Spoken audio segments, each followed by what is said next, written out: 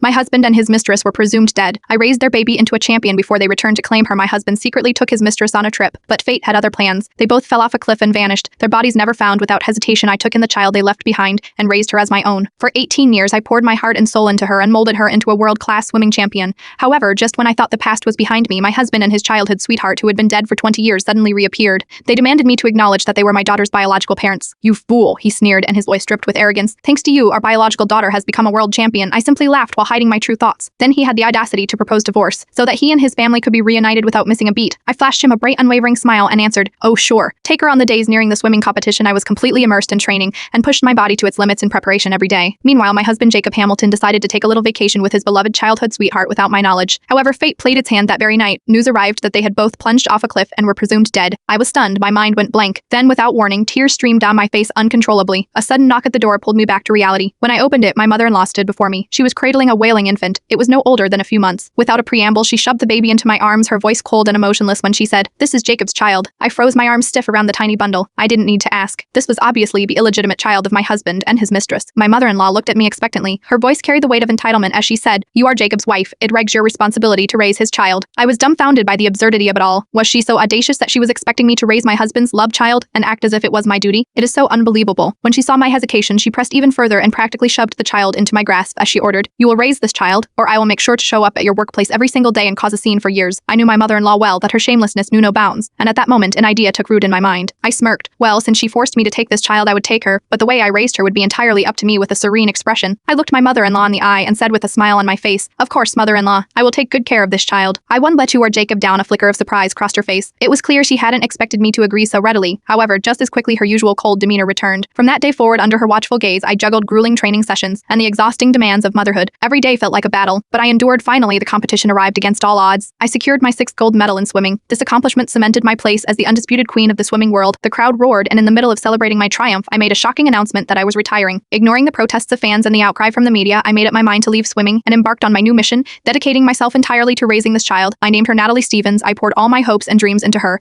and was determined to shape her into the next swimming legend. She had the best education at the best primary school, got the best food and the best training program for swimming. I held nothing back and passed down every skill and technique I had mastered to her. I gave her everything because I believed that my devotion would finally silence my mother-in-law's relentless criticisms. However, it wasn't enough. With a look of disdain, she scoffed. "Stop making her swim. Just look at yourself. You had spent all your time in the water and ruined your body. No wonder you can have children."